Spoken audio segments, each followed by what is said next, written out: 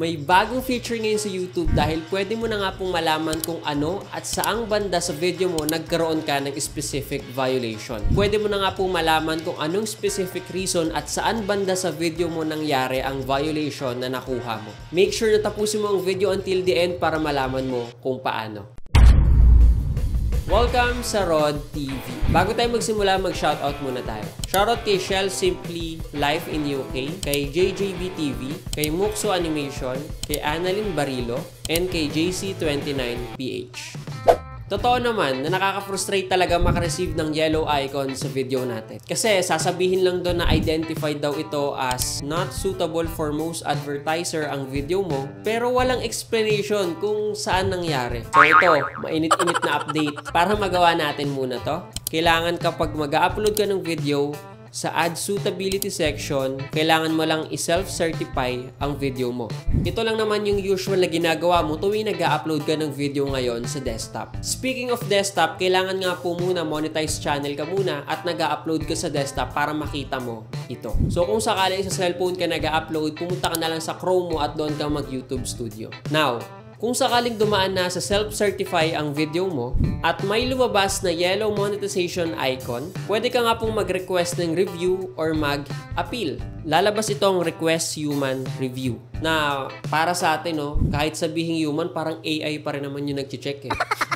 I-check mo lang si box and hit request review. After mo nga po masubmit at ma-review ng YouTube, makikita mo na nga po yung ratings sa video mo. Nandito yung policy na nalabag mo, yung final decision nila sa video mo, at timestamp kung saan ito nangyari. Before we continue, kung gusto mo ng mga ganitong klaseng topic, huwag mo kalimutan mag-like and mag-subscribe sa aking YouTube channel. Malaking tulong na nga po yan kay Rod TV. May mga senaryo kasi or example na sinabi ang YouTube team about dito. For example, kung sakali nga daw po may 30 seconds clip na nagpakita sa video mo ng mga taong nakahubad sa swimming pool, yung talagang hubot-hubad, lalabas dito na adult content ang nalabag mong policy at nasa bandang 26 seconds to 50 seconds daw ito. For example, ng video mo. Pero hindi sa lahat ng bagay sa video lang tumitingin sa YouTube. Minsan dahil rin ito sa information na nilagay mo sa video mo. Let's say na yung video na in-upload mo ay gaming tapos about yun sa zombie. Tapos yung thumbnail na nilagay mo ay parang sobrang realistically na gore. Yung ano ba, yung kadiri, yung laman loob, mga ganon, kitang-kita, yung parang sobrang makatotohanan na kadiri na part ng zombie flesh, something na ganon.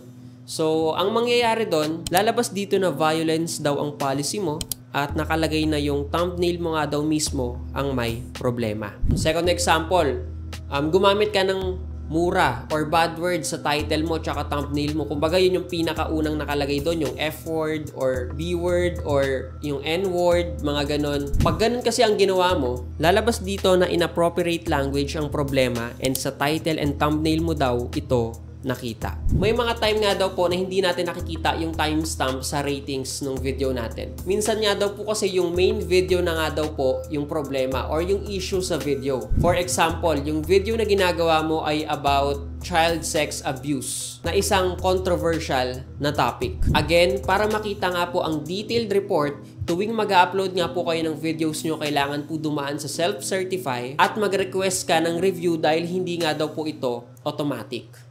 So ngayong alam mo na kung saan ka nagkamali, ano nga ba yung violation mo sa ang banda sa video mo, pwede mo na nga ba matanggal yung yellow icon na nakuha mo? Syempre naman, hindi.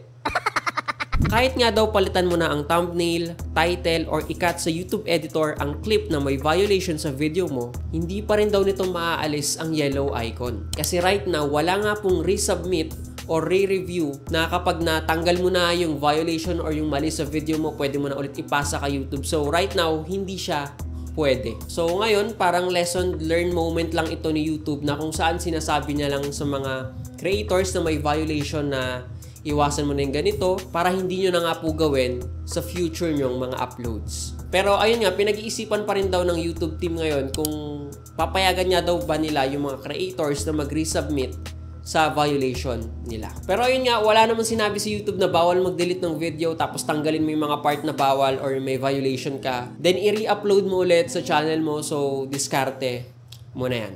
Pero in case nga daw na hindi makatarungan ang judgment sa'yo or yung review sa in-apply mo, or para sa'yo mali yung review nila, pwede mo nga daw po ito ilapit or i-chat sa YouTube support team. So this YouTube update shows na dapat lahat tayong mga content creator ay maging responsible at dapat may accountability tayo sa pag-a-upload ng mga video sa pinapakita natin sa mga audience natin. And if ever na hindi mo pa ito nakikita sa YouTube studio mo, maaaring hindi pa ito available sa'yo right now kasi rino-roll out pa lang ito ni YouTube sa mga darating na linggo. So right now, mag-chill ka muna.